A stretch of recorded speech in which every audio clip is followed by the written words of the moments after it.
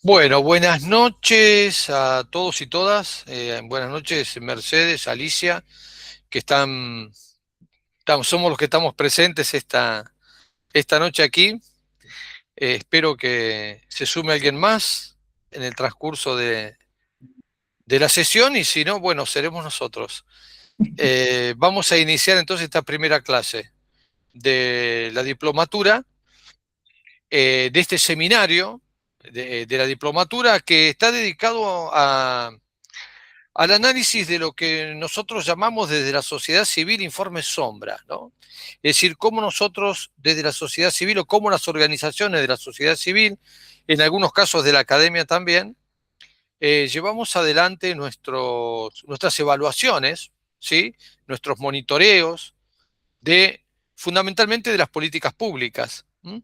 Que se desarrollan en función de la erradicación y de la lucha contra la trata de personas y también contra el tráfico de migrantes. Así que bueno, y hemos convocado a Mercedes Arce, a la doctora Mercedes Arce de Perú, que integra CHS Alternativo, que es una organización de la sociedad civil con una trayectoria extensa y muy destacada en nuestro hermano país del Perú y que bueno, y que integran y coordinan un poco el capítulo peruano del Observatorio Latinoamericano sobre Trata y Tráfico de Personas. Así que bueno, Merce, dejo todo en tus manos. Yo me voy a encargar a medida que vos me vayas diciendo, vamos pasando la presentación. ¿Te parece bien? Muchas gracias, muy buenas noches a todos y todas quienes están haciendo esta diplomatura. Para mí es un honor siempre atender al llamado de José Manuel, en el sentido del compromiso y del trabajo conjunto que siempre vamos desarrollando a partir de todos los capítulos del Observa la Trata en Latinoamérica.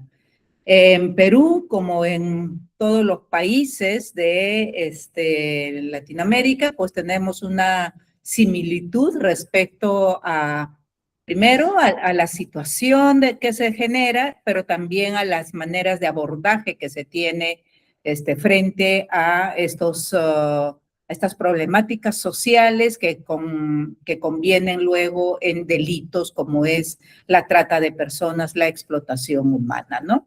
CHS Alternativo, una ONG con más de 23 años de intervención aquí en Perú, pero también con diferentes colectivos a nivel latinoamericano y mundial. Tenemos la vasta experiencia de trabajo que se ha ido generando. ¿Me sacaste la presentación, José Manuel? A ver, puede ser, salió la presentación, la saqué. Ay, pero Ya, en qué cabecita hueca? tranquilo. A ver, a ver, a ver, a Hola ver. Alicia, hola Alfonsina, Hola, gracias buenas noches. por estar esta noche y bueno, conversaremos, aunque igual creo que esto va a permitir de que la grabación pueda llegar a muchas más que nosotras tres, ¿no? Y bueno, avanzamos por favor. Tenemos las políticas públicas y como una introducción había puesto algunas definiciones básicas que se deben de manejar respecto a la identificación del concepto políticas públicas, ¿no? Que luego vienen a ser el marco dentro del cual se llevan a cabo actividades políticas y administrativas, definiendo cómo se ejerce el poder y se toman decisiones. Otra vez se fue José Manuel. Pero se me sale. Entonces, las políticas públicas vienen a hacer de alguna manera la, la relación, ¿no? De la complementariedad que se puede generar con la gestión pública.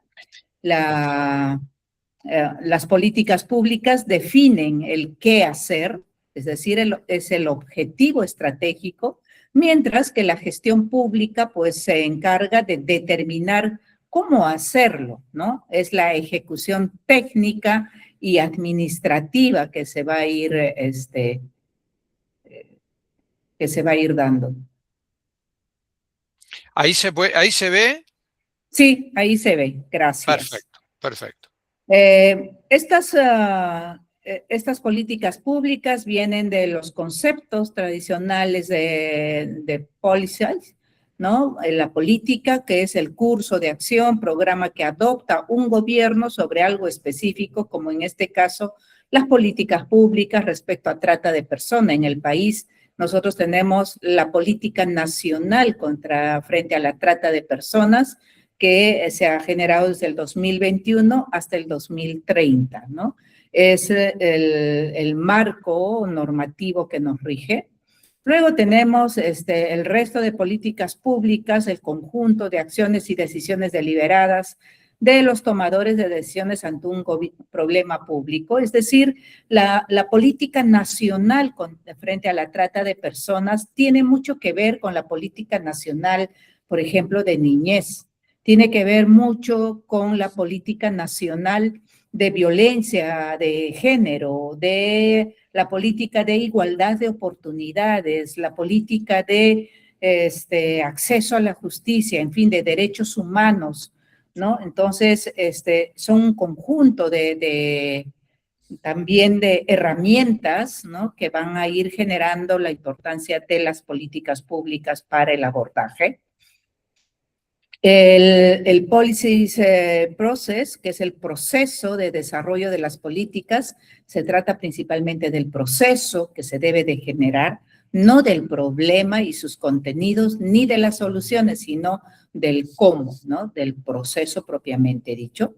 El análisis político, que es el estudio científico de las políticas públicas para clarificar el proceso del policy making, ¿no? En la sociedad. Implica la recopilación, el análisis de datos, la evaluación de alternativas y la formulación de recomendaciones basadas en evidencia para mejorar la efectividad de las políticas. Y aquí viene lo que mencionaba José Manuel, ¿no? Cómo vamos dando desde los capítulos peruanos del Observa la Trata, ese informe, ¿no? Alternativo, le llamamos nosotros, ustedes bajo las sombras, que definitivamente son la parte de la vigilancia y el control social que generamos la sociedad civil, ¿no? En estos países.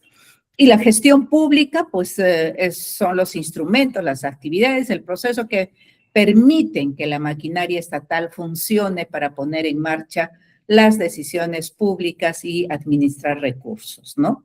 Esto es muy importante porque justamente el monitoreo, el seguimiento a las políticas públicas se basan en estos aspectos, ¿no? En cómo se va administrando recursos, cómo se va identificando servicios, pero también cómo se va involucrando la articulación a nivel vertical, ¿no? De los diferentes estados de gobierno, el nacional con los subnacionales, ¿no? Y a la vez también el horizontal intersectorial, ¿no? Entonces, esa gestión pública nos ayuda a aterrizar todo lo que son las políticas públicas. A eso nos vamos a dedicar en este trabajo, en este foro que tenemos el día de hoy. Avanzamos, por favor.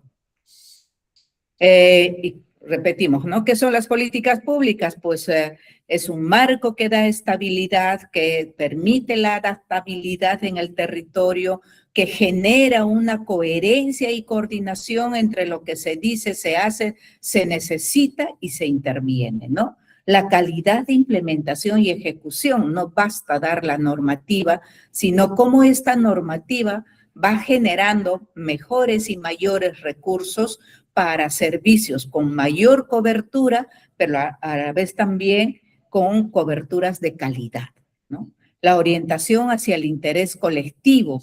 No basta que los servicios estén en lugares metrópoli, ¿no? Ciudades, capitales de región, sino cómo se va generando a partir de la evidencia que nos dan las investigaciones, las estadísticas, ir orientando hacia dónde está el interés colectivo principalmente para que se culmine con una eficiencia en la intervención de políticas públicas a través de la gestión pública, pero con el objetivo de atender las necesidades que la población afectada a nivel de vulnerabilidad, a nivel de riesgo o a nivel de desprotección se requiere, ¿no? Avanzamos, por favor. Entonces, vamos a concluir en que la protección social se define como un conjunto de políticas, ¿no? Es el interés de las políticas públicas en cómo va a aterrizar en esa protección social que se requiere en cada país. Es el conjunto, por eso decíamos esa protección social, a través de qué políticas vamos a hacer una protección. No basta una sola política pública, sino que es un conjunto. Por ejemplo, en nuestro país tenemos más de 70 políticas nacionales que van a determinar el marco normativo, pero a la vez también organizativo de las intervenciones desde el Estado, ¿no? Hacia los gobiernos subnacionales, ¿no? Entonces, ¿y para qué sirve? Pues para reducir la pobreza y la vulnerabilidad mediante la promoción de mercados laborales eficientes, disminuyendo la exposición de las personas a riesgo y mejorando su capacidad para protegerse contra peligros y la interrupción o la pérdida de ingresos. ¿Qué quiere decir? De que la trata de personas, acá ya vamos entrando a la especialidad, ¿no? La trata de personas es un delito, por lo menos en nuestro país, el Perú, que la forma de captación que mayor índice se tiene es el de las falsas ofertas de trabajo y que los factores estructurales que generan la trata de personas, pues es la pobreza, la falta de educación, la falta de acceso a oportunidades laborales, ¿no? Entonces, vamos a tener que trabajar en medidas transformadoras, ¿no? Que abordan la equidad social y la exclusión mediante intervenciones como la defensa de derechos de trabajadores, protección contra la discriminación, con campañas de sensibilización para cambiar actitudes públicas, porque no podemos echar la culpa, ¿no?, a la población de por qué no estudia, sino cómo el Estado, el gobierno, la gestión de gobierno va trabajando estos aspectos de una manera sistemática también para fomentar el desarrollo. Avanzamos, por favor. A nivel global, bueno, tenemos acá las estadísticas más importantes, ¿no? Vamos mirando que casi 50 millones de personas en el mundo en los últimos 5 años, pues son víctimas de trata de personas, ¿no? Han sido afectadas a todo nivel. Por eso decimos, es un problema que no afecta solo a un país, sino a nivel global. Bueno, pero ¿qué estamos haciendo también a nivel global? Y no puede ser el consuelo de que no somos los únicos, ¿no?, que se está dando en todo lado. Sin embargo, las evidencias también, los estudios nos dicen de que por lo menos en el Perú es la segunda economía más grande del país después del narcotráfico. Eso significa de que 9 de cada 10 víctimas de trata de personas, por ejemplo, son mujeres. Tiene rostro de mujer. Pero de esas mujeres, ¿no?, 4 son menores de edad. Por lo tanto, tenemos una población tan importante como que es el de niños, niñas, adolescentes, que son los más expuestos a este delito, ¿no? La coyuntura global actual, dice, ha incrementado la movilización humana a finales del 22, a la fecha, pues tenemos mayores cifras, son 145 millones, ¿no? Una cifra récord. ¿Y esto por qué? Porque también estamos viendo en los últimos años, vuestro país no es la excepción, ¿no?, de bastante movilidad humana, ¿no? la gente se está moviendo más. Tenemos la migración interna y la migración externa en nuestros países latinoamericanos, ¿no? Nosotros en Perú, por ejemplo, hemos sido invadidos por una migración jamás vista en la historia con la migración venezolana, por ejemplo, ¿no? Hemos tenido muchos problemas a nivel cultural, pero principalmente también a nivel de discriminación y de xenofobia, porque la población no está acostumbrada a ver tanta situación de movilidad, ¿no? Pero también la migración interna en nuestro país está siendo cada vez más fuerte, ¿no? Avanzamos, por favor. Yo creo que esto, que es la trata de personas, ustedes ya lo manejan completamente. Sin embargo, pues hay que recordar que es un delito que está determinado en nuestro Código Penal, ¿no? Que establece que la captación, transporte, traslado, acogida, recepción o retención de niño, niña, adolescente con fines de explotación se considera trata de personas con fines de explotación sexual o denominado en nuestro país la ESNA, ¿no? La explotación sexual en niños, niñas, adolescentes. Tenemos el que mediante violencia, amenaza y otras formas de coacción, privación de la libertad, fraude, engaño, abuso de poder o de la situación de vulnerabilidad, concesión o recepción de pago o de cualquier beneficio, capta, transporta, traslada, acoge, recibe o retiene a otro en el territorio de la República o para su salida o entrada al país con fines de explotación sexual, se denominará trata de personas. Por lo tanto, aquí se va a visibilizar tres elementos fundamentales. La conducta, ¿no? Bajo la conducta de captar, de transportar, de trasladar, de recibir o retener. La utilización de medios, ¿no? Que son a través de medios coactivos, de violencia o medios fraudulentos, abusivos, ¿no? El aprovechamiento de la situación de vulnerabilidad para principalmente con los fines de explotación sexual, que es totalmente ajena a la prostitución. Nosotros acá vamos a tener que aclarar siempre, no puede mezclarse el tema de trata de personas con fines de explotación sexual con el tema de prostitución, que tenemos muchas autoridades que inclusive se equivocan en ese aspecto, ¿no? Identificando inclusive a la prostitución infantil. Y los fines, que son la explotación sexual, explotación laboral, trabajo forzoso, ¿no? El tema de venta de niños o extracción o tráfico de tejidos humanos. Avanzamos, por favor. Estas son las estadísticas, de alguna manera, que vamos a ir actualizando. En este momento, lo que nosotros tenemos es, a ver, acá tenía la actualización que nos dice de que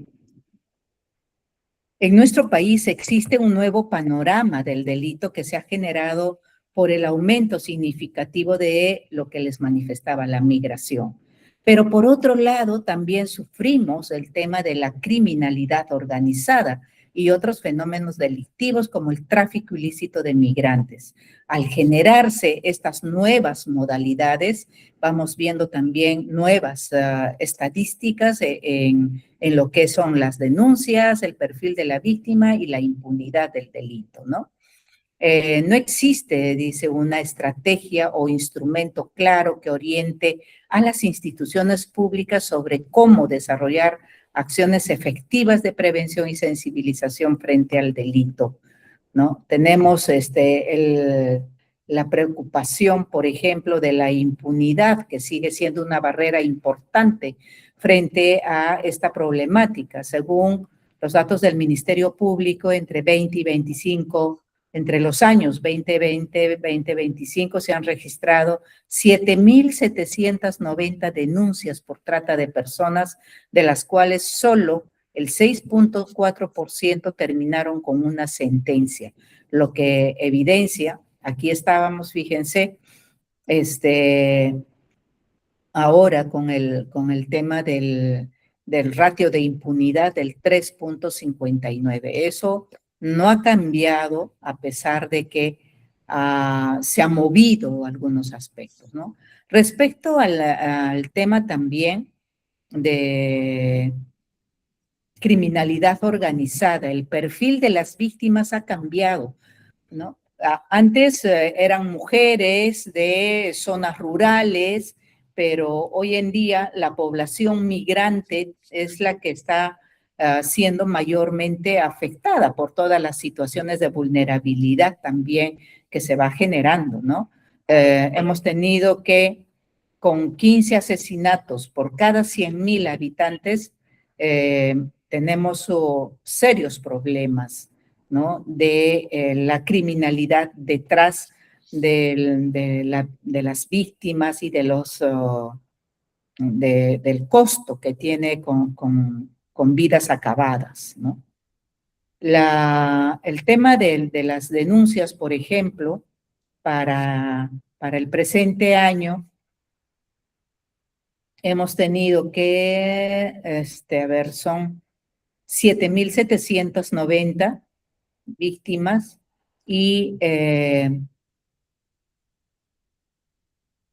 por edad tenemos de 0 a 13 años el 12%, de 14 a 17 años el 21% y de 18 a más tenemos el 38%.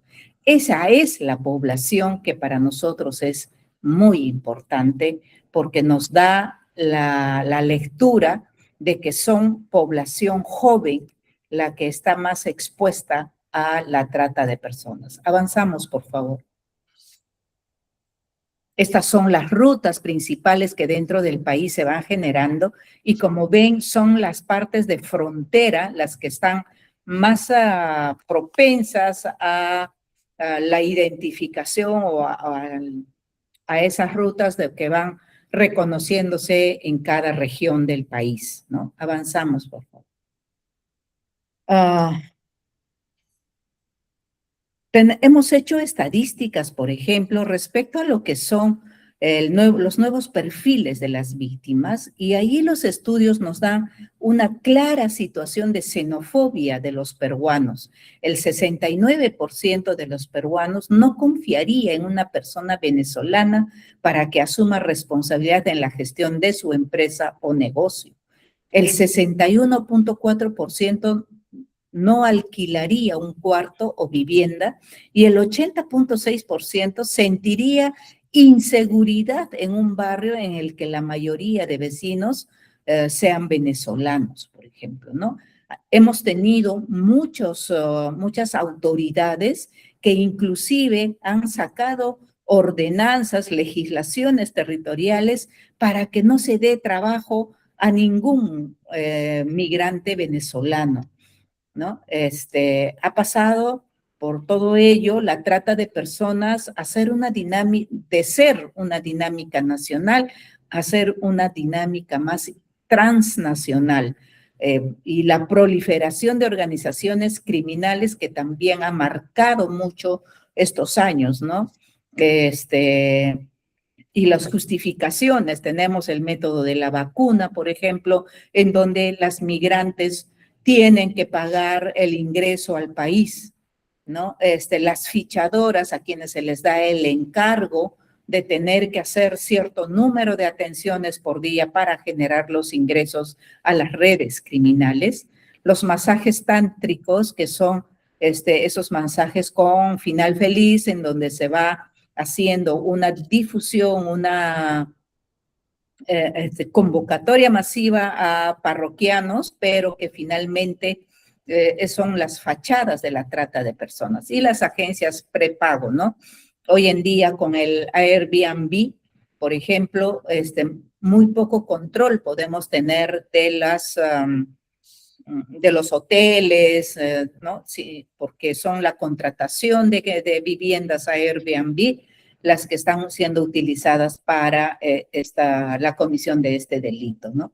Entonces, las mujeres venezolanas viven la hipersexualización de sus cuerpos también y la situación de discriminación estructural contra las mujeres, porque los peruanos ven a las migrantes venezolanas como un objeto sexual, definitivamente porque tienen otro estereotipo en la presencia, son más arregladas, son más listas, ¿no? Entonces, hipersexualizan los cuerpos. La discriminación y violencia que reduce las oportunidades económicas de los migrantes y los pone en una situación de riesgo frente a la trata de personas. Tal es así que en los últimos 8 años ha aumentado a un 500% el número de víctimas migrantes, por ejemplo, ¿no? Avanzamos, por favor. Estas son otras investigaciones que hemos ido desarrollando sobre la percepción del rol del Estado en la lucha contra la trata de personas. Y todo esto ya tiene que ver con la gestión pública, ¿no? Cómo, dada esta problemática, este panorama tan preocupante sobre el delito, cómo se va marcando también dentro de las políticas públicas, pero ¿qué hace la gestión? Y entonces la percepción de la gente hacia la gestión pública, pues es bastante triste porque resulta que cuando les preguntan, ¿sabe dónde puede denunciar un caso de trata de personas? Y todos conocen solo la comisaría, pero en zonas donde no existe comisaría, a dónde tienen que hacer ya va siéndose. Pero aquí lo preocupante no es el conocimiento de los sectores a los cuales se pueden hacer, sino que un 20% de la población no sabe o no precisa qué puede hacer frente a una situación de trata, ¿no? Pero tampoco conoce los roles y competencias de las instituciones en la atención a las víctimas. Y entonces, aquí decimos, ¿quién cree que debe de atender a las víctimas? Y dicen, bueno, las municipalidades el 19%, los gobiernos regionales el 13% y un 3% que no sabe quién tendría que hacerse cargo de del abordaje, ¿no? Avanzamos. Otra investigación que hacemos también es dentro de las preguntas, ¿no?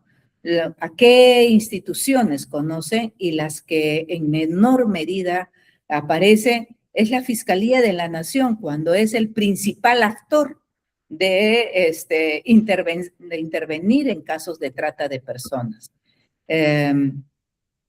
Avanzamos, por favor.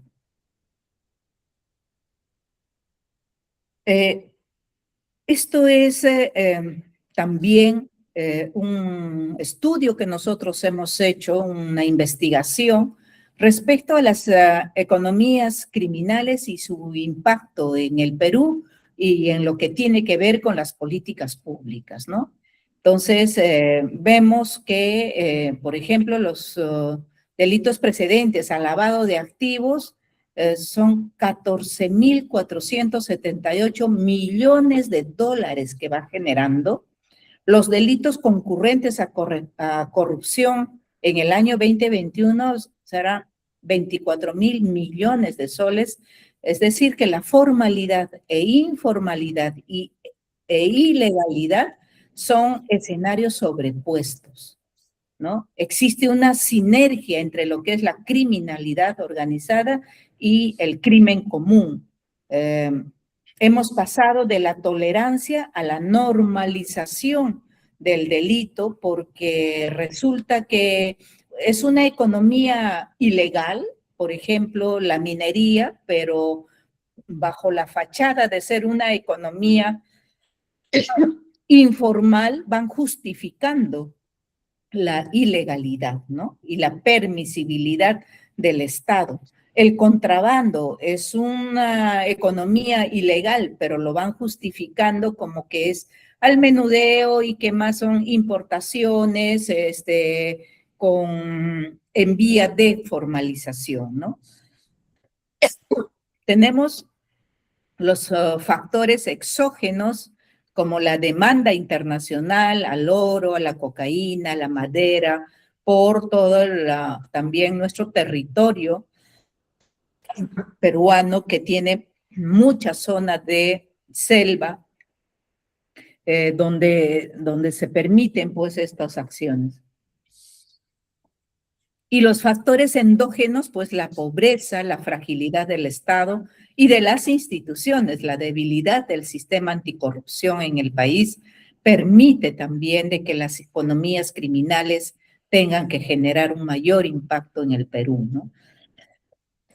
Avanzamos, por favor. Aquí vamos desarrollando igual el concepto del criminal politics, ¿no? Se enfoca en las interacciones entre el Estado y las organizaciones violentas, motivadas más por la acumulación de riqueza y poder informal que por las ambiciones políticas formales hacia el Estado. Por eso se genera también la normalización del delito, ¿no? Vamos a conseguir un trabajo de lo que sea, y si no me dan una factura, no me dan una boleta, no importa, ¿no? Es peor no tener un ingreso. Esa justificación hacia la normalización evade muchas veces la aplicación de medidas y de sanciones, ¿no? Permite una mirada crítica del panorama, dice, identificando así las siguientes tipologías según la relación entre Estado y criminalidad, porque existe una alianza, ¿no? De cooperación, beneficio mutuo, como pero como entidades separadas, ¿no? El sistema de corrupción que vivimos en el Perú es bastante alto y significativo, y eso tiene mucho que ver también con el crimen organizado hoy en día, la situación de inseguridad tan grande que tenemos en el país. Avanzamos.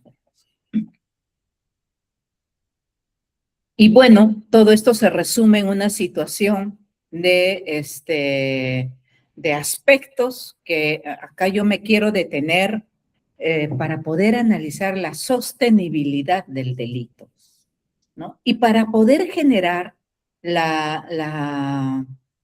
análisis de la sostenibilidad y las causas estructurales del delito, ¿no? Vamos a tener el tema de impunidad, presupuesto, corrupción, pobreza, complicidad social e informalidad, que nos van a generar el siguiente cuadro, por favor.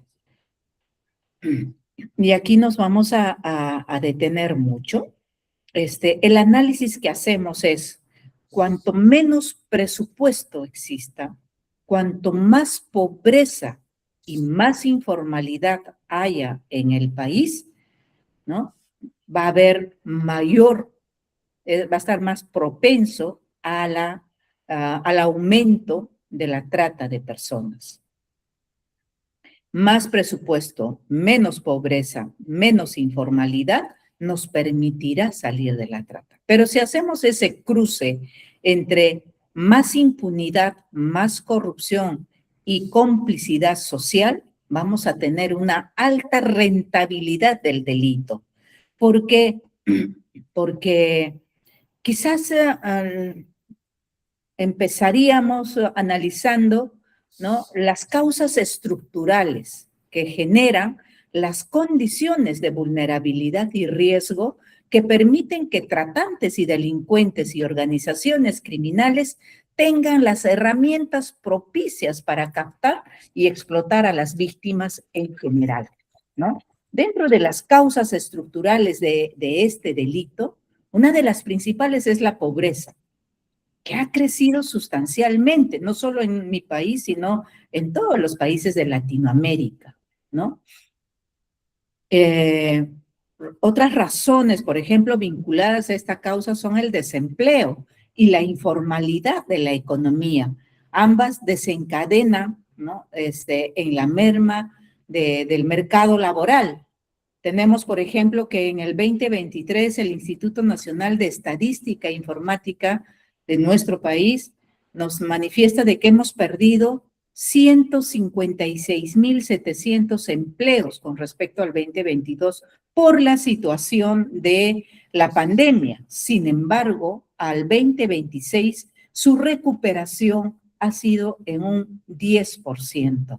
Entonces, esa situación que se generó en el 2023 se mantiene. Estamos hablando de un país donde la informalidad laboral, que implica la ausencia de contrato de trabajo, carencia de derechos laborales y de seguridad social, tiende a aumentar, ¿no? Acrecentándose así también todas las situaciones de vulnerabilidad, ¿no? Otra causa importante que está determinada allí en este cuadro, que favorece a la actividad criminal vinculada a la trata de personas, es la corrupción. Es un tema considerado hoy en el país como el mayor de los problemas del país, inclusive por encima de la delincuencia, la pobreza y la falta de empleo. Transparencia Internacional, por ejemplo, define la corrupción como el abuso del poder en beneficio propio y según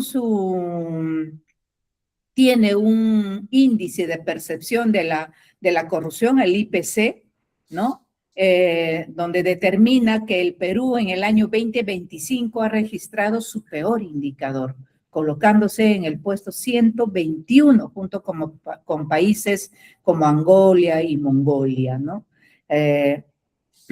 Eso nos preocupa sustancial. También Ipsos, que es una encuestadora, estima que el 65% de los peruanos considera la corrupción como el problema más grave que enfrenta el país. Sin embargo, la corrupción está en todos los niveles del país porque consideran de que si la corrupción es a nivel más individual, es normalizado, ¿no?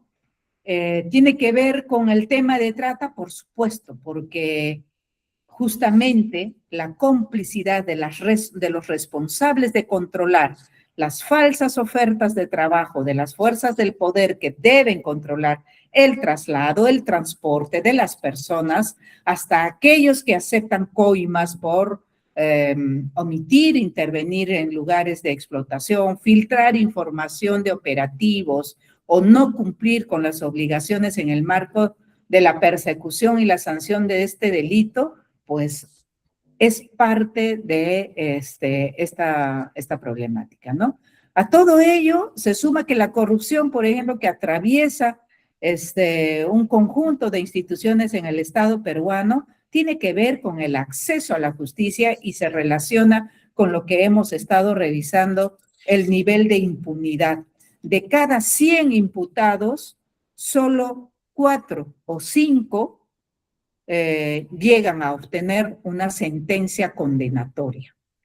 Y una de las situaciones que generan la impunidad es la corrupción. Sin duda, la persecución del delito de trata de personas es bastante débil, ¿no? Tenemos, por ejemplo, el conjunto de indicadores que hacen que la rentabilidad para el tratante sea beneficiosa en cualquiera de las modalidades en las que pueda actuar. La explotación sexual, la explotación laboral, la mendicidad, etcétera, ¿no? Ese beneficio está presente en todas las conductas vinculadas a la trata de personas, en la captación, el traslado, el transporte, la acogida, la retención de las víctimas, ¿no? Se sigue realizando esta situación porque se genera mucha rentabilidad. Repito, es la segunda economía ilegal más grande en nuestro país, ¿no? Tenemos otro aspecto que es importante evaluar, el triángulo que hay de la oportunidad delictiva y la sostenibilidad, ¿no? Si bien es cierto, la política nacional frente a la trata de personas señala que en realidad de lo que estamos hablando es de la existencia de un triángulo de oportunidad delictiva. Como primer lado, hay una vigilancia ineficaz. ¿Qué significa? Que el Estado no tiene capacidad para enfrentar este delito en toda su magnitud. Como segundo lado, existe una agresora o agresor totalmente motivado que aprovecha esa falta de control o vigilancia, ¿no?, para cometer el delito y para generar esos recursos ilegales. Y como tercer lado está la disponibilidad o los factores de vulnerabilidad o el riesgo de las personas a ser víctimas de este delito. Entonces, cuando tenemos este triángulo, cada elemento aporta en la configuración del delito y hace que haya un ánimo a la comisión del delito, ¿no? Sí, pues tenemos, por ejemplo, nosotros como CHS Alternativo, una ONG dedicada a promover la protección de derechos frente a las situaciones de trata. Hemos hecho una investigación, una encuesta, ¿no?, de percepción a nivel nacional en el que cerca de 3.4 millones de personas adultas reconocían que en algún momento de su vida habían sido víctimas de trata de personas. O sea, sabían que era la trata de personas, pero no lo explicaban adecuadamente. Cuando nos tomamos el tiempo de explicarle todas las causas y las finalidades de la trata, se dan cuenta que, oh, sí, yo en algún momento he sido también víctima, ¿no?, de trata de personas. Entonces, hoy en día, con mayor razón, por ejemplo, esta situación de billeteras digitales como Yape, como Plin que tenemos acá, está siendo utilizado para poder captar menores de edad, para poder hacer transacciones económicas entre explotador, cliente, ¿no? Por ejemplo, en la explotación sexual de niños, niñas, adolescentes, sin que pase por un control o una vigilancia desde el Estado, ¿no? Y esa disponibilidad de las víctimas, lamentablemente, ven aprovechada su situación personal por los tratantes para involucrarles en situaciones de explotación. Al respecto, tenemos el Ministerio Público, por ejemplo, a través del Instituto de Medicina Legal y de las Fiscalías Especializadas, que identifican como factores de vulnerabilidad frente a la trata de personas a la física, psicológica, mental y antropológica, ¿no?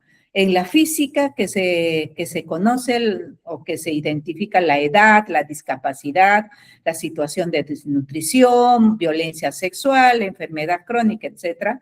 La psicológica, las características más internas como la estigmatización, la desvinculación familiar o la indefensión aprendida.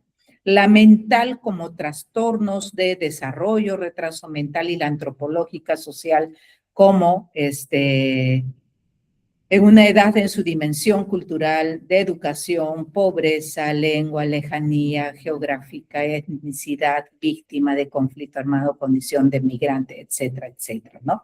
Entonces, todos estos factores hacen apetecible y hacen que ese cruce de coordenadas pueda generar, ¿no?, la alta rentabilidad, lo apetecible que puede ser, porque en un país donde tenemos altos índices de impunidad, altos niveles de corrupción y una tolerancia social, ¿no?, frente a un Estado que no genera presupuesto específico para atender la situación de pobreza e informalidad que se da, pues existe una alta rentabilidad. Entonces, ¿a dónde debemos de apuntar?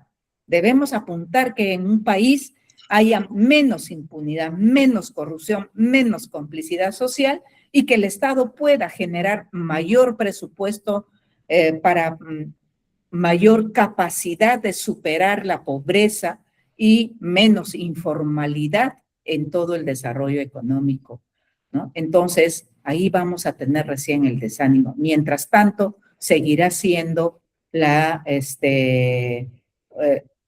nosotros estudiamos esto y al Estado le refrendamos esta situación porque existen causas estructurales que van generando la trata de personas y que tiene que ver con políticas públicas y con gestión pública, ¿no? Avanzamos, por favor. Esto es un dato, por ejemplo, ¿no?, de la impunidad que hablábamos, tomando en cuenta que de las 1.405 denuncias registradas por las fiscalías especializadas en trata y las 84 sentencias confirmadas en segunda instancia por el Poder Judicial, la impunidad en el 2022 fue de 5.97. Hoy es de 4.82. Entonces, vamos teniendo un ratio de impunidad cada vez más bajo, ¿no? Avanzamos, por favor. Aquí vamos como un ejercicio de la impunidad también a nivel mundial, o sea, no somos el único país. Aquí están los países y los ratios de impunidad que se van generando a partir de este estudio, ¿no?, del ejercicio de poder sin controles ni equilibrios y basa en 67 indicadores estadísticos procedentes de 29 fuentes válidas, ¿no?, y validadas en un total de 197 países. Avanzamos, por favor.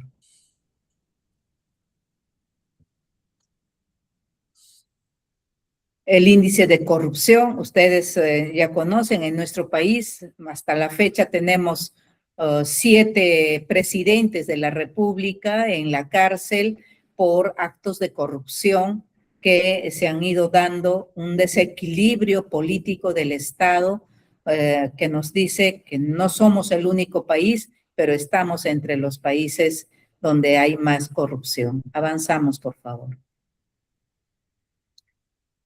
Luego tenemos esta población víctima según el hecho delictivo, ¿no?, las denuncias que se van generando. Avanzamos.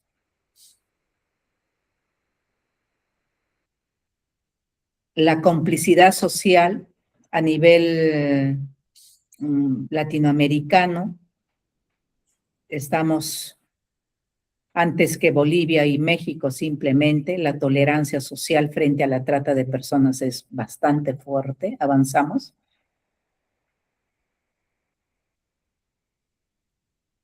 Estas son la parte de presupuestos, ¿no? ¿Cuánto de presupuesto asigna el Estado? Porque habíamos visto que uno de los vectores, ¿no?, era el tema de presupuesto que se asigna para hacerle frente a esta economía ilegal.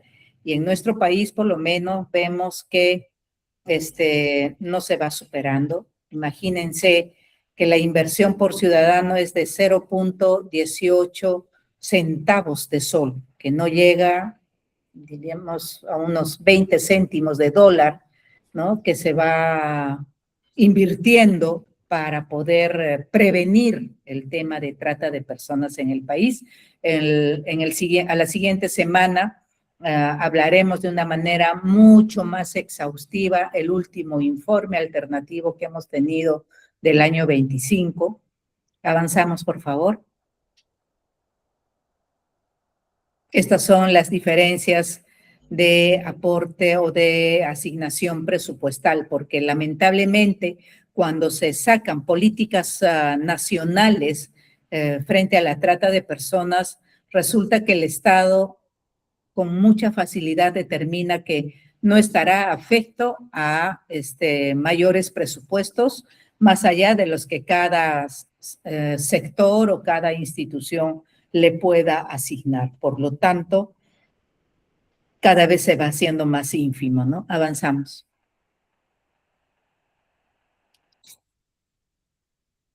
Esta es la situación de pobreza, ¿no?, a nivel también latinoamericano.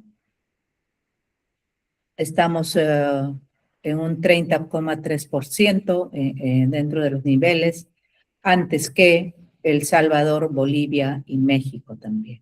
Avanzamos. La incidencia de pobreza monetaria total, si tenemos un 75% de población que está en una situación de informalidad, definitivamente se va a recrudecer el tema de exposición a la trata de personas. Avanzamos.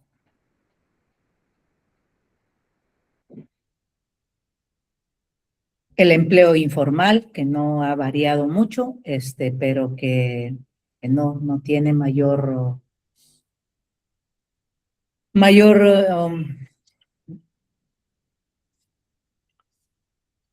oportunidad de crecer, ¿no? Avanzamos.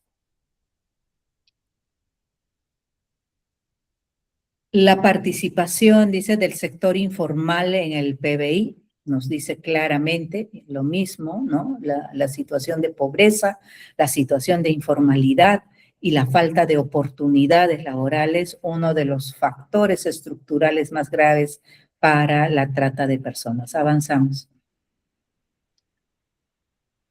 Entonces, dentro de todo esto, volvemos a hablar sobre este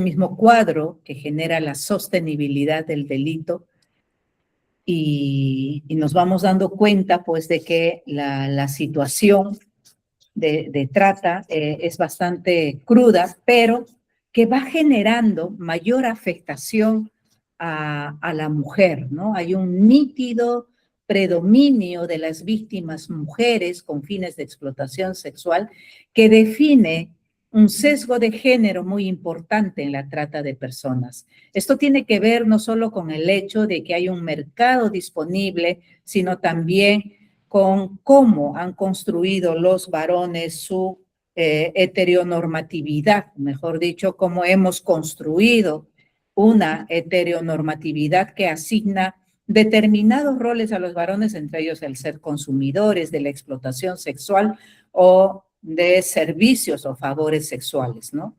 Tenemos, por ejemplo, de acuerdo al Instituto Nacional de Estadística del país, la Policía Nacional reportó en el año 2025 el 85.3% de víctimas de trata de personas, mujeres, ¿no?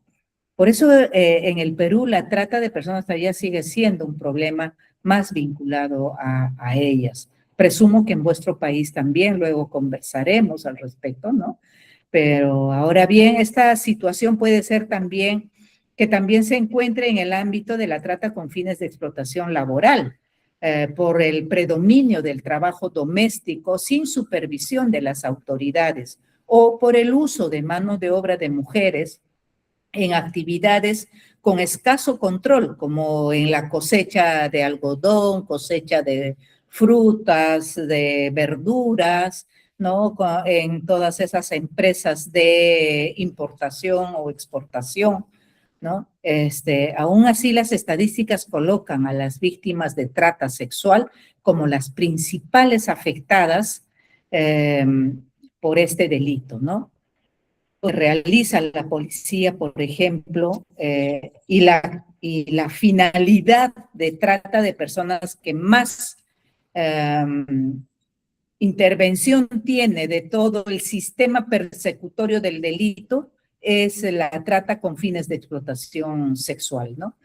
Existe la explotación laboral definitivamente, pero no se cuenta con servicios apropiados para poder atender, por ejemplo, a menores varones rescatados.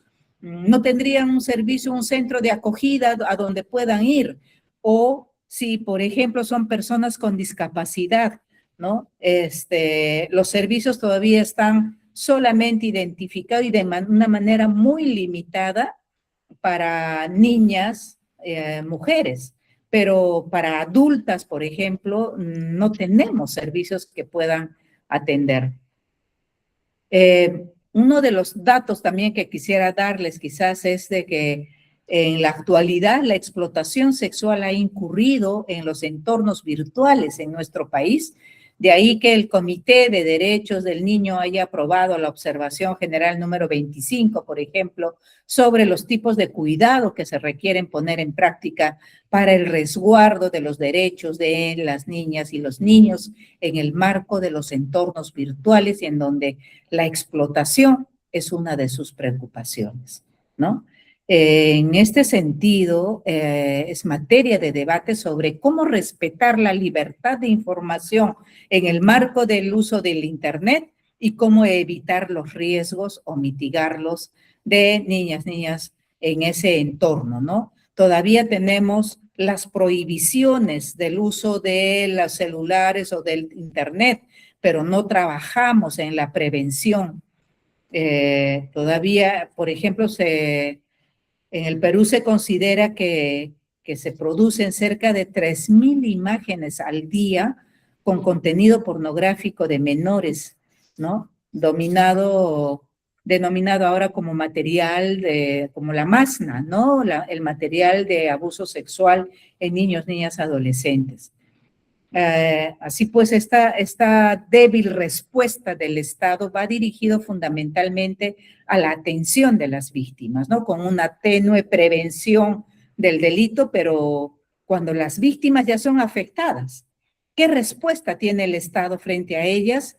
Vemos que incluso la atención a víctimas también existe mucha debilidad, pero nosotros siempre cuestionamos este aspecto. ¿Debemos de esperar la comisión del delito o debemos de trabajar en una estrategia de prevención? Las políticas públicas nos tienen que dar esas estrategias de intervención, pero los mayores presupuestos y la mayor identificación de servicios está en la parte persecutoria del delito o en el objetivo de la atención, protección del delito, pero no se trabaja ni se hace seguimiento a aspectos de la reintegración, por ejemplo, de víctimas que han sido rescatadas, ¿no? La falsa oferta de empleo, la trata de personas con fines laborales es la más olvidada en estos aspectos, porque si no tenemos ni para atender a víctimas de trata de personas con fines de explotación sexual, menos se tiene para atender a los otros, ¿no? Entonces, tenemos muchos casos, es cierto, pero definitivamente hay una agenda pendiente. Avanzamos, por favor. En ese sentido, vamos viendo la política pública como uno de los principales instrumentos de gestión del territorio, junto con la planificación estratégica, la participación ciudadana y los mecanismos de gobernanza. Aquí va estos aspectos importantísimos. ¿Cómo se marca la agenda pendiente? ¿Cómo se hace su formulación o el diseño de esta agenda? ¿Cómo se implementa? Pero principalmente, ¿cuál es el sistema de evaluación y monitoreo que debería de haber, ¿no? No basta con un reporte que los sectores determinan que hicieron aceptaron 20 denuncias, pero ¿y qué más? O sea, ¿qué pasó con esas personas que fueron atendidas en determinados servicios? No se hace un trabajo serio respecto a la evaluación y monitoreo. Entonces, esa política pública tiene que ayudar en ese enfoque de territorialidad que incide en que las propuestas desarrolladas en la política pública no se conciban únicamente a partir de la presencia institucional del Estado, sino desde la participación de la sociedad civil e incluso desde los protagonistas de los fenómenos sociales, como es el caso de las víctimas del delito de trata de personas. Esto significa de que el Estado debe triangular su intervención. No es solamente que los servicios del Estado existan, sino cómo van articulando dentro de esa formulación o diseño de la agenda y su implementación y principalmente su evaluación con la sociedad civil. Nosotros, como capítulo peruano del Observa la Trata, nos abocamos mucho en nuestro rol. Tenemos 1000 dificultades, sí. No debería de ser así, porque las políticas públicas no están hechas solamente para el cumplimiento de servicios, sino para la evaluación del movimiento de indicadores sustanciales que acompañan. Entonces, el gobierno central, los gobiernos subnacionales, las autoridades comunales, la sociedad civil organizada y el sector privado deben estar sensibilizados y capacitados para trabajar la incidencia social frente a la trata de personas y la identificación y derivación de casos, pero también para poder generar nuevas agendas y nuevas estrategias, ¿no? Avanzamos. Entonces, vamos aterrizando ya cómo toda la problemática va instituyéndose en este territorio como una construcción social, ¿no? Visto como una construcción social que primero marca el territorio, ¿no? Que es el espacio mayor donde se desarrollan las relaciones sociales y productivas de los seres humanos y a su vez influye en esas relaciones no solo físicamente, sino a través de las sinergias que se generan. Nada mejor que el de generar políticas públicas y el quehacer de la gestión pública desde el territorio, ¿no? Para que luego se vaya generando, valga la redundancia, como una construcción social, visto como una construcción donde se expresan relaciones sociales y una identidad compartida por múltiples agentes políticos y privados a través de procesos de conflicto y negociación. Es esta identidad la que da sentido a los proyectos de desarrollo en un espacio determinado. Entonces, las necesidades, el cómo trabajar, el cuándo trabajar, con qué trabajar, esa construcción social nos lo va a dar el territorio.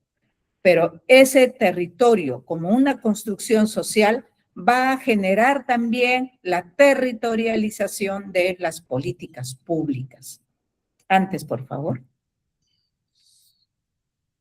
Antes, para terminar la idea.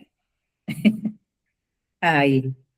¿No? Que implica adoptar una visión estratégica y multidisciplinaria para intervenir e interpretar el territorio, donde la gestión pública debe ser planificada, transparente, pero principalmente evaluable, con participación ciudadana en todos los niveles de los procesos, para que los servicios cumplan con los procedimientos correspondientes, pero que esto tenga que estar siempre sometido a una evaluación, ¿no?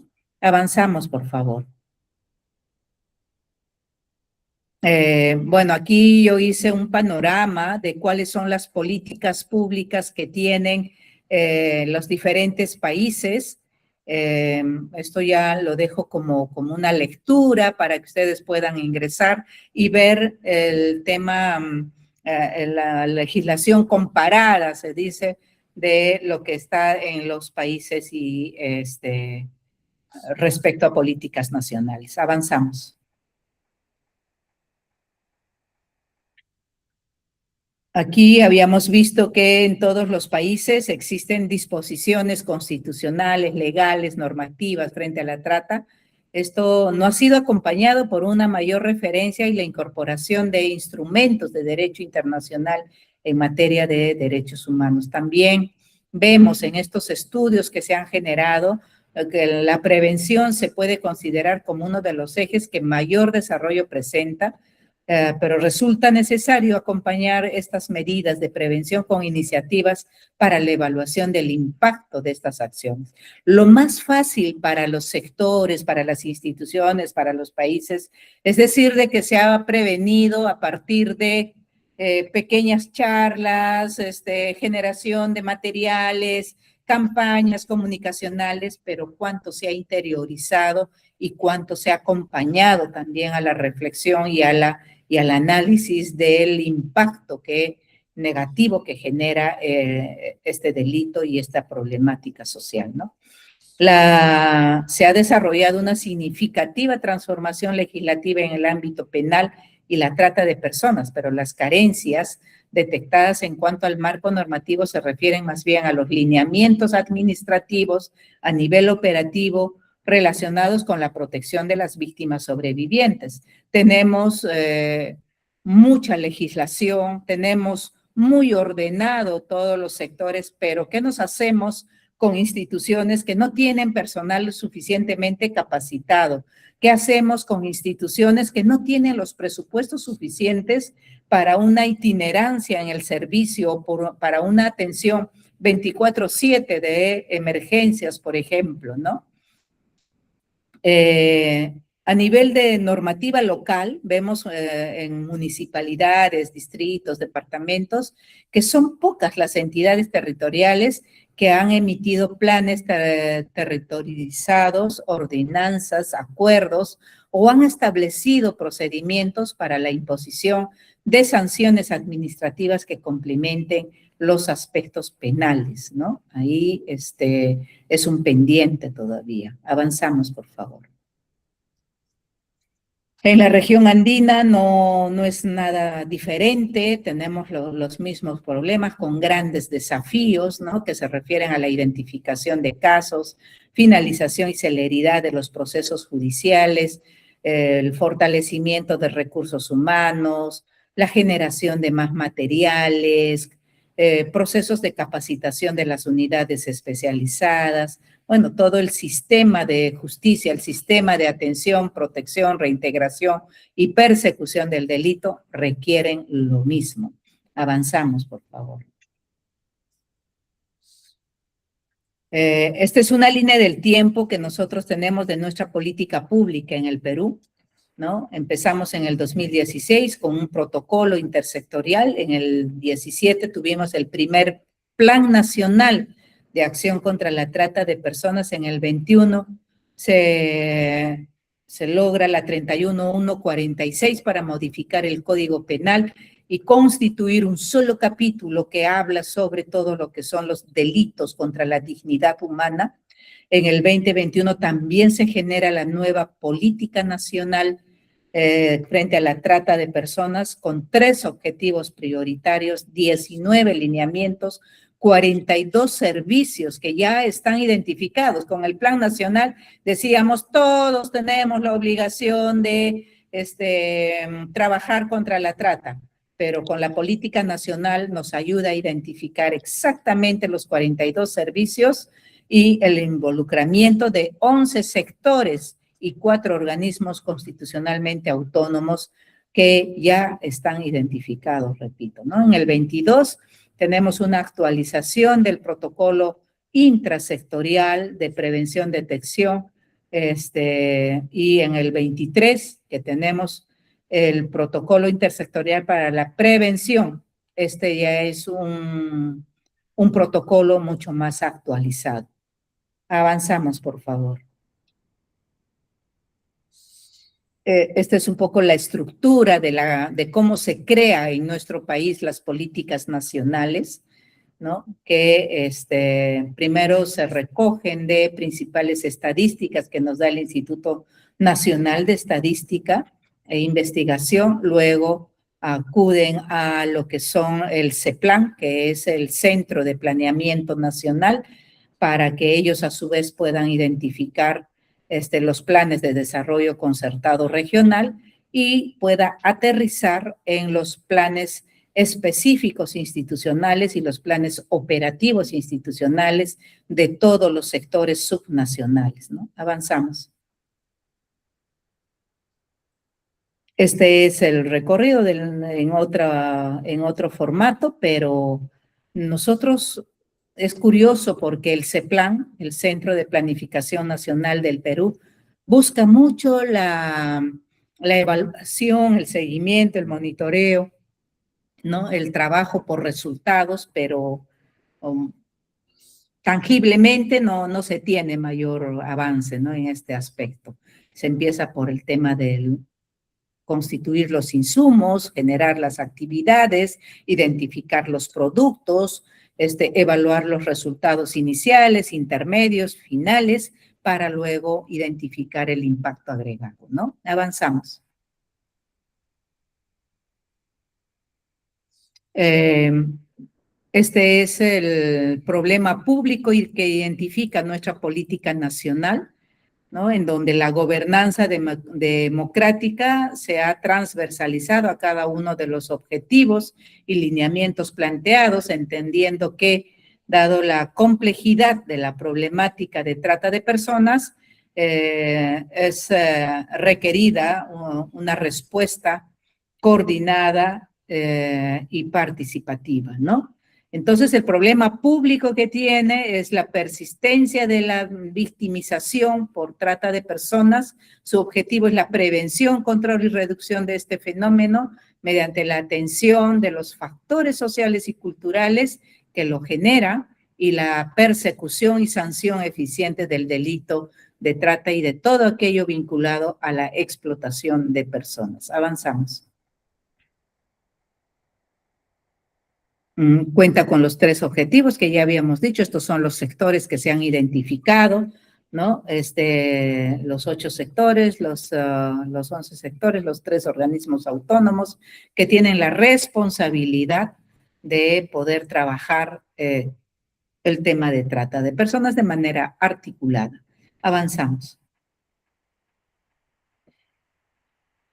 Esto ya lo he dejado para que ustedes puedan un poco identificar. Si ustedes googlean la política nacional, van a poder ver cada uno de los 3 objetivos prioritarios. Esto es el tema de prevención. El siguiente, por favor. Este es el tema de articulación. Avanzamos. Ah, no, esto es todavía de prevención. Este es el de persecución del delito, avanzamos, que tiene sus lineamientos, esos, avanzamos. El tercer objetivo prioritario, el siguiente, que es el de atención, protección y reintegración de víctimas, avanzamos.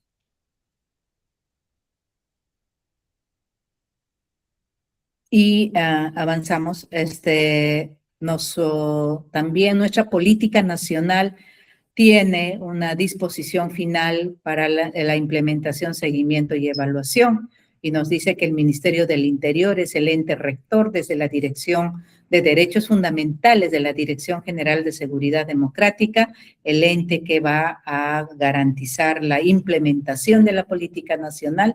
Existe una comisión multisectorial a nivel nacional que tiene la responsabilidad de generar un sistema de monitoreo contra la trata de personas, una comisión multisectorial, y el CEPLAN, ¿no? Que tiene, de acuerdo a los lineamientos y metodologías establecidas, solicitar al MININTER y a la comisión multisectorial de manera anual los avances que se va generando con la política.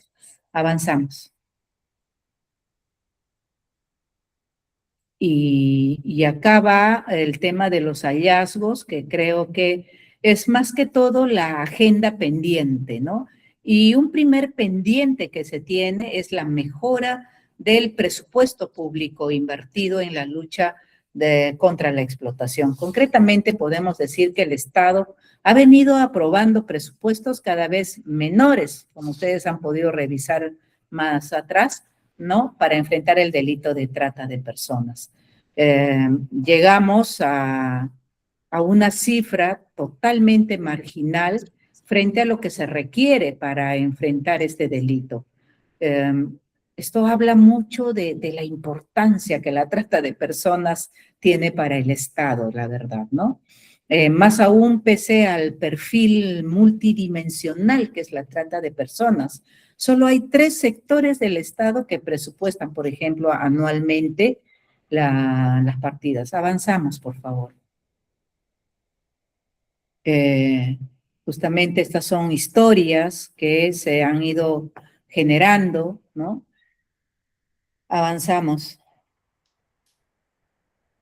Estos son los hallazgos en cuanto a lo económico. Solo dice la vulnerabilidad económica predominante, ¿no? En 19 de los 29 casos analizados en una investigación, se recoge que la víctima se encontraba en condiciones de vulnerabilidad económica previas al delito.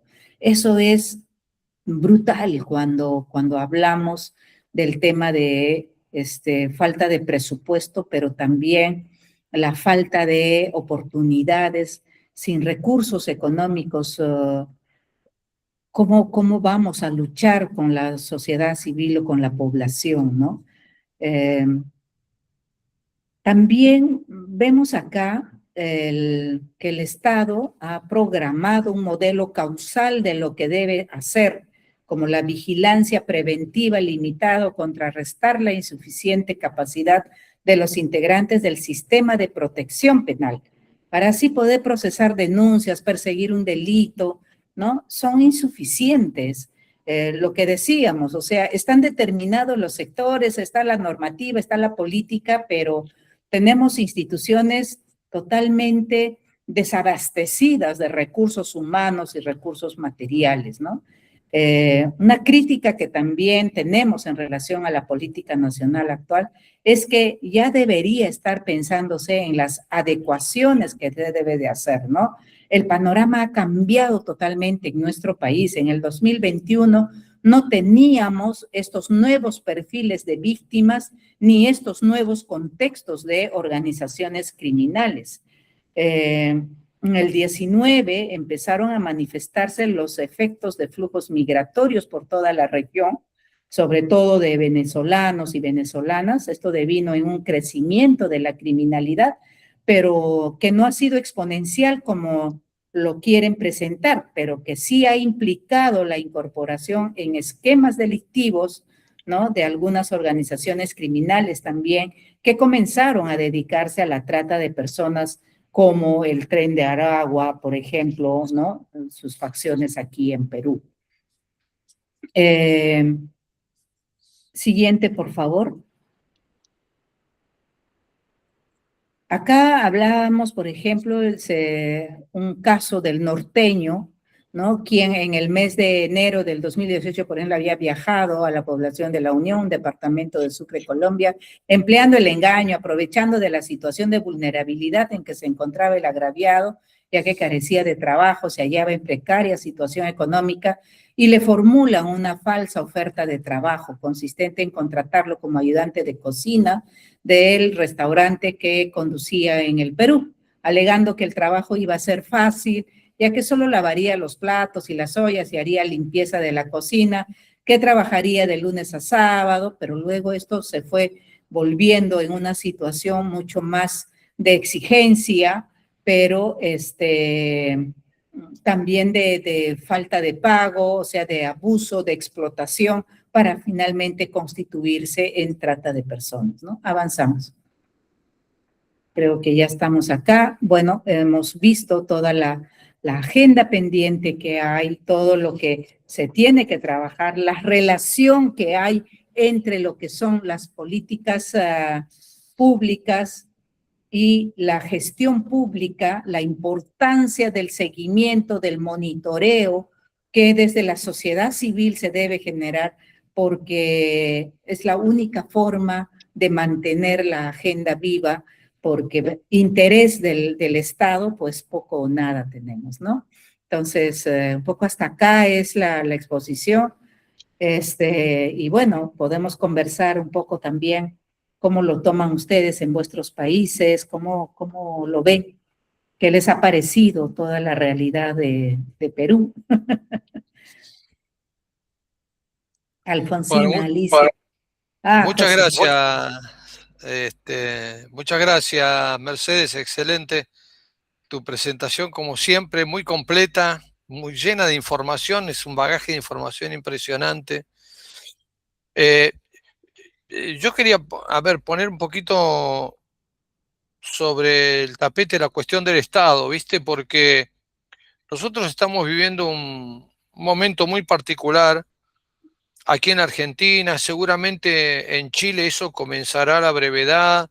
Ecuador creo que está más o menos en el mismo camino, El Salvador, digamos, en donde lo que se propone es la destrucción del Estado, fundamentalmente en todo lo que tiene que ver con organismos, digamos, de control, eh, y organismos de control y a la vez también todos aquellos programas de política pública que pueden afectar positivamente, en el caso de llevarse adelante, en la minimización de aquellos fenómenos estructurales que están en la base de la trata de personas, que vos lo señalaste muy bien en tu presentación. El tema de la pobreza, el tema de la informalidad, del crecimiento de la informalidad. Yo me quedé, vos sabés que me quedé con un dato viejísimo, evidentemente, del Perú. Yo entendía que el Perú estaba en el orden del 60% de la PEA, y ahora, por los números que acabo de ver, y que son números del 23, del 22, están en el orden del 71-75% de la población económicamente activa, el nivel de informalidad. Yes. Sabiendo todo lo que eso significa en términos de derecho de la clase trabajadora, es decir, de pérdida de derecho de la clase trabajadora. Los sectores informales no tienen derecho a nada, digamos, ¿no? Trabajás y ganás ese día, y no trabajás ese día y no comés, digamos, ¿no? Entonces, todo eso en la Argentina para nosotros es una novedad, es algo que se ha comenzado a implementar a partir de la gestión del gobierno actual, digamos. Entonces, pero por ahí me interesaría ver tu visión, digamos, desde la sociedad civil, ¿no? Porque ustedes son una organización de la sociedad civil. Entonces, preguntarte qué relevancia adquiere para ustedes la presencia o no presencia del Estado, y el hecho de que el Estado tenga formas de control o de laburo, digamos, o de trabajo para sostener políticas públicas que minimicen el impacto en esos factores estructurales. Eh, Te lo pregunto porque muchas organizaciones de la sociedad civil acompañan las propuestas de destrucción del Estado, digamos, ¿no? En Brasil, por ejemplo, todas las organizaciones de la sociedad civil que están vinculadas a los movimientos religiosos protestantes, más ligados a las iglesias americanas, como los mormones, bueno, o iglesias incluso con origen brasilero, como la Iglesia Universal, digamos, acompañan, digamos, la minimización de las estructuras del Estado, es decir, que el Estado se retire, que no intervenga para nada, que no controle y que no lleve adelante políticas públicas, ¿no? En función de minimizar el gasto público y toda esa historia.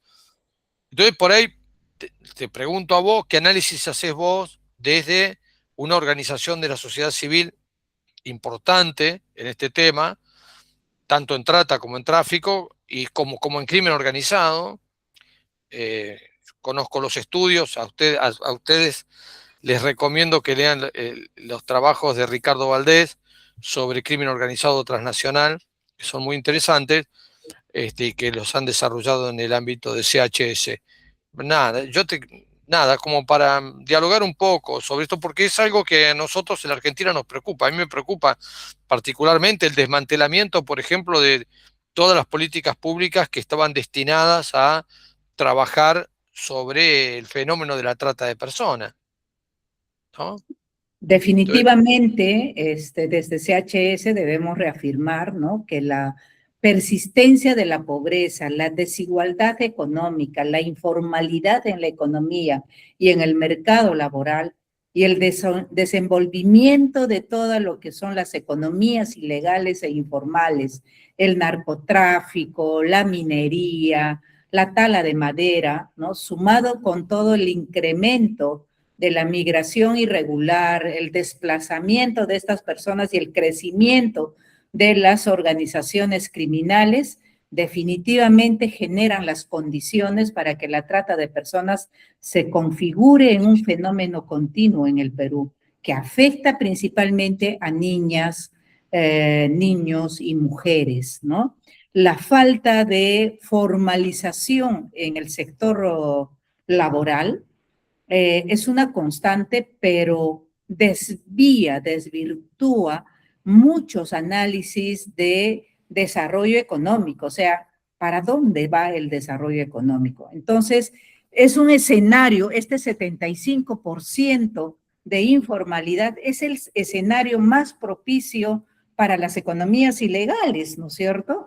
Entonces, por ahí también que estas economías criminales como la minería ilegal se está apoderando del aspecto político en el país, porque es mucho más manejable la situación de corrupción, la situación de pobreza, de perpetuidad de los factores estructurales de vulnerabilidad de las personas, ¿no? Entonces, cuando decimos, bueno, lo político no está afectando a lo económico en el país, es justamente por este aspecto, ¿no? Claro, porque las empresas que se perjudican, ¿no?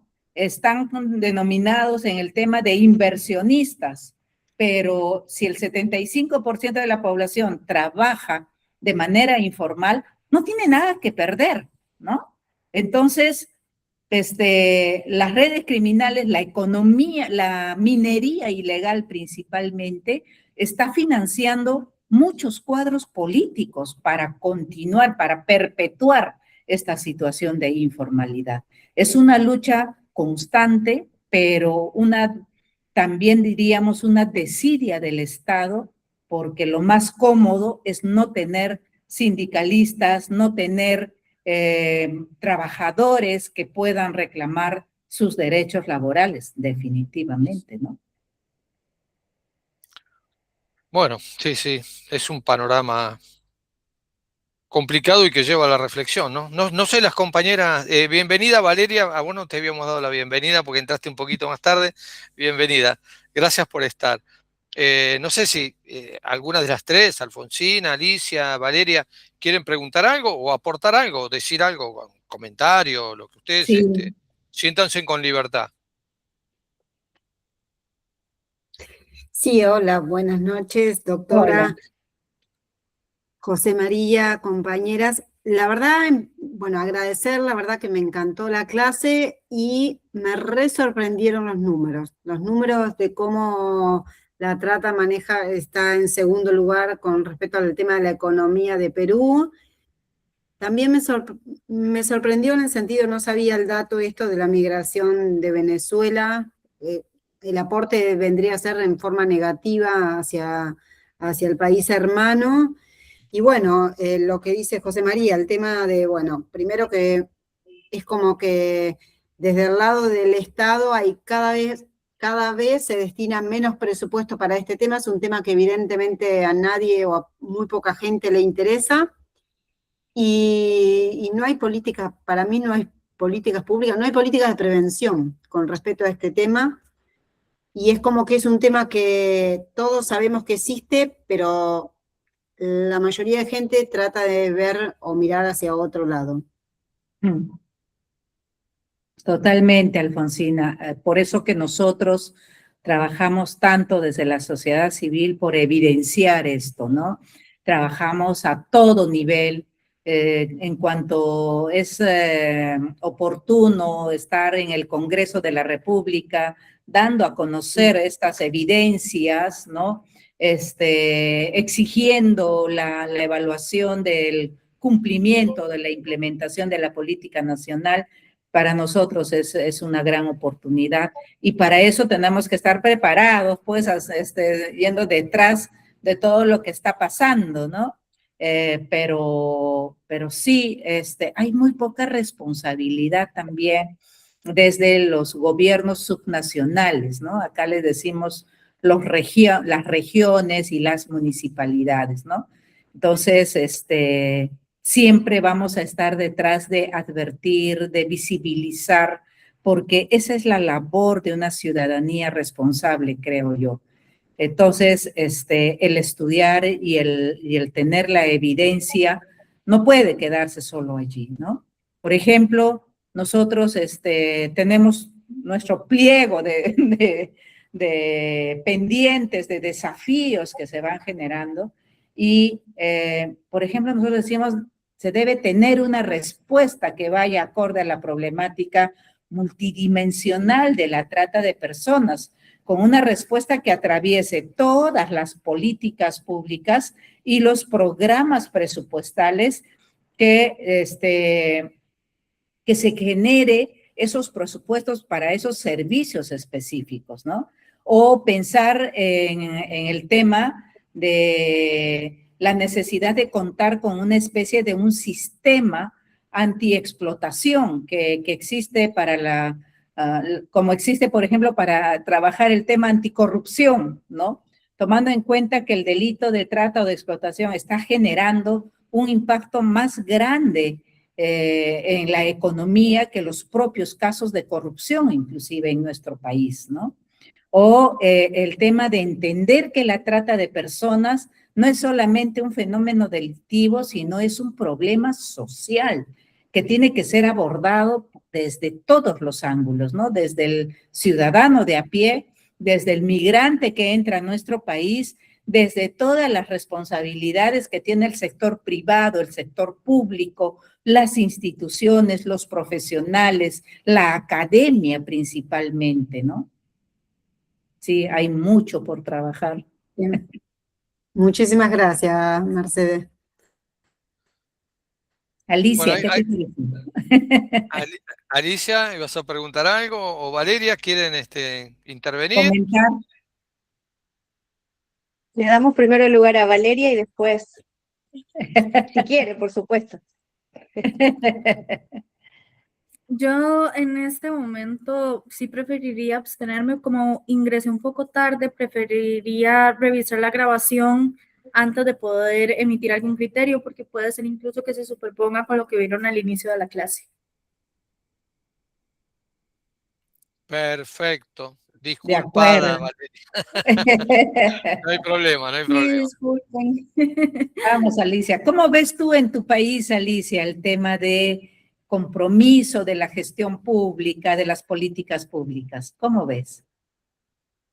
Ni compromiso, ni gestión, ni políticas públicas. Eso es para arrancar, eso es lo que... yo radico en Argentina, soy migrante, así que estoy de ambas partes. ¿De qué país eres? Yo soy paraguaya, radicada hace 20 años en la Argentina. Entonces tengo esa mirada externa, a la vez soy parte y soy nexo entre el Consulado Paraguayo y Migraciones de Argentina. Entonces, desde lo social, desde lo jurídico, como migrante y como radicada, es como que estoy involucrada y percibo esto todos los días, día a día. Y no solamente con este gobierno, que estoy de acuerdo con José, que se percibe más esta inhibición o la reducción de la participación del Estado, pero he atravesado otros procesos y para los migrantes como que nunca hubo una política pública, una gestión sostenida y estabilidad tampoco. Desde lo jurídico, de lo social, no hay un acompañamiento real. De lo teórico está muy bueno, abordamos varios temas. Si se implementara 2% de todo lo que vemos y todo lo que escuchamos, yo creo que los migrantes tendríamos otra forma de abordaje. La falta de información es contundente, la falta de acompañamiento es otro, y después lo que genera esto es que, por más que yo le diga a mi manera, a mi lenguaje, que abordemos, que no dejemos de hacer, en eso estoy de acuerdo, que hay que abordar más y más, es muy difícil porque los migrantes ya dejaron de creer. Porque ¿con qué lo sostenemos? ¿Con qué fundamentamos todo esto que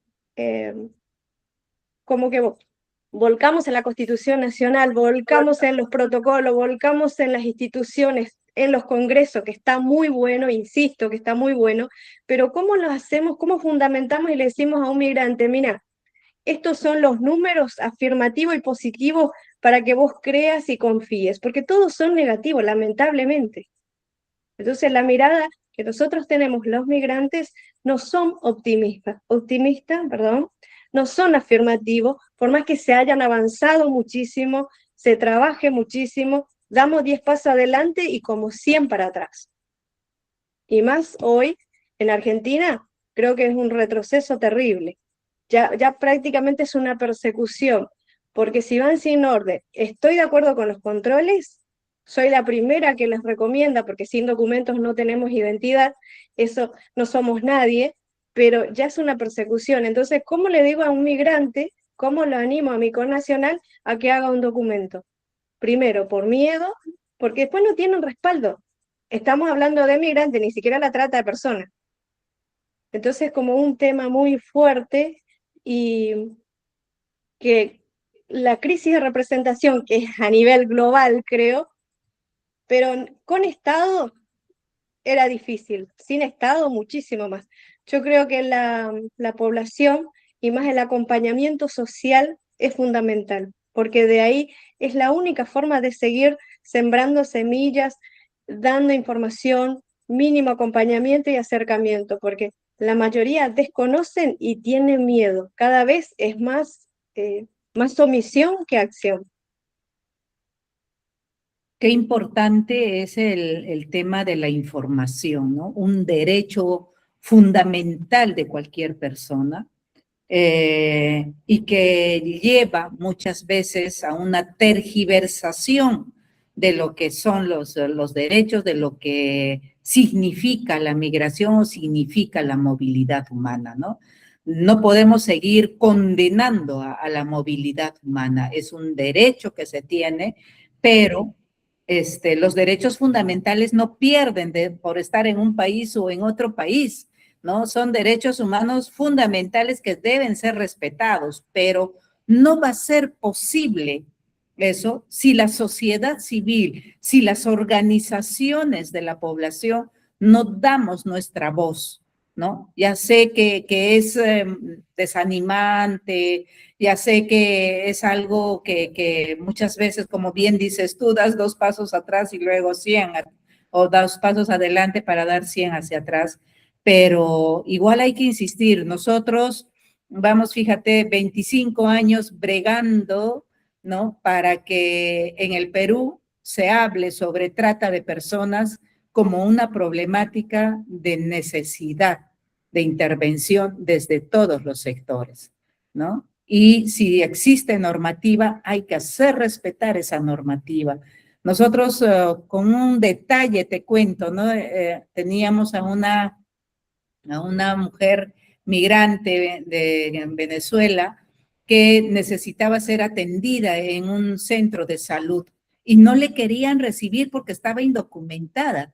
Y tuvimos que meterle toda la legislación que pudimos para que pudieran entender de que los derechos fundamentales no están condicionados a un documento, a un papel, ¿no? Entonces, es duro, es el día a día, sin embargo, pues nada es suficiente, es cierto, pero lo que uno haga va a valer la pena. Qué bueno que te animaste, Valeria, a hablar.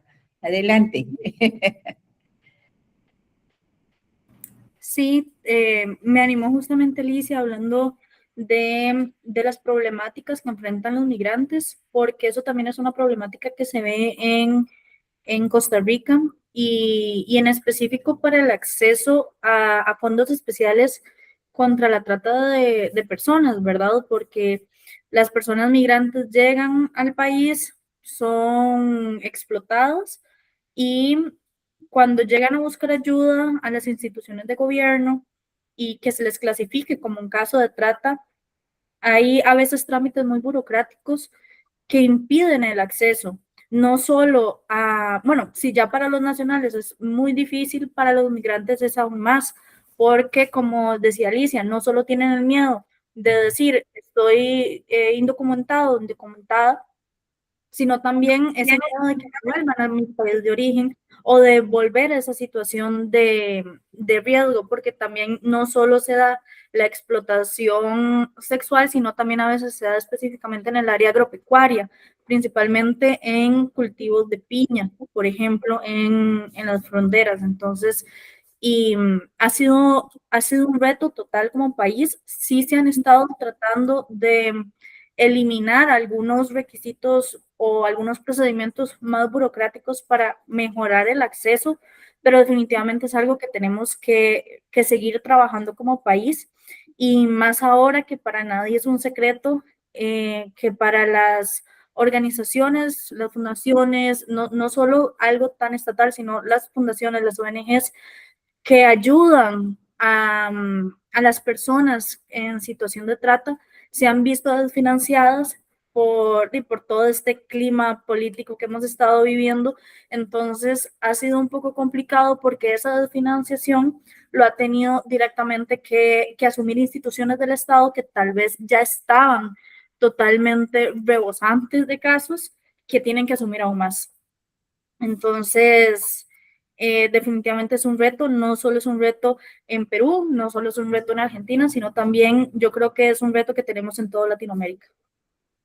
Eso es lo más importante que debemos de identificar, ¿no? Que no es un país, sino que somos toda la región y que debemos de ir siempre recolectando todo lo que se va dando en un país y que pueda beneficiar en el nuestro para que podamos tener más herramientas, ¿no? Más instrumentos. A veces me dicen, pero ¿para qué tantas leyes? ¿Para qué tantas políticas? Pues para poder enfrentarlos, porque si no, no tenemos armas. Y entonces tenemos que seguir en la brega de que las cosas se cumplan, ¿no?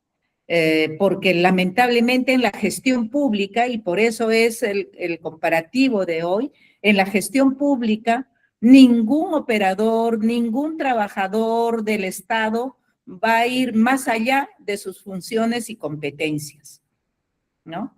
Entonces, esas funciones, esas competencias, esos encargos tienen que estar escritos, porque si no lo están, pues no vamos a poder enfrentárnoslos, ¿no? Entonces, es la importancia de manejar también la evidencia para poder presentarlo, ¿no? Y que no nos digan, pues, de que no existe, porque nosotros, por ejemplo, en el Perú tenemos una región, no sé si ustedes lo habrán escuchado, pero se denomina Madre de Dios, que es la selva de nuestro país, donde está la Pampa, que es un sector de minería ilegal bastante grande. Y cuando vamos a hablar con el alcalde de la zona, nos dice, pero aquí no hay trata de personas, ¿ah? Oiga, le digo, usted es la región que tiene, no, pero esa situación de esas chicas que vienen no son de esta región. Así que, ¿por qué yo voy a implementar esta política pública en mi región si no está afectando a mi región? No está afectando a mi población. Esas chicas son venezolanas, esas chicas vienen de otros lugares, vienen y se van, crean caos, desorden. Para mí es un problema. Y se ponen una venda en los ojos y no entienden, ¿no? La gravedad del problema, pero por encima de todo, la responsabilidad que tienen, ¿no? Entonces, si con evidencias no vas y les refrendas, no vas a ganar la lucha, ¿no?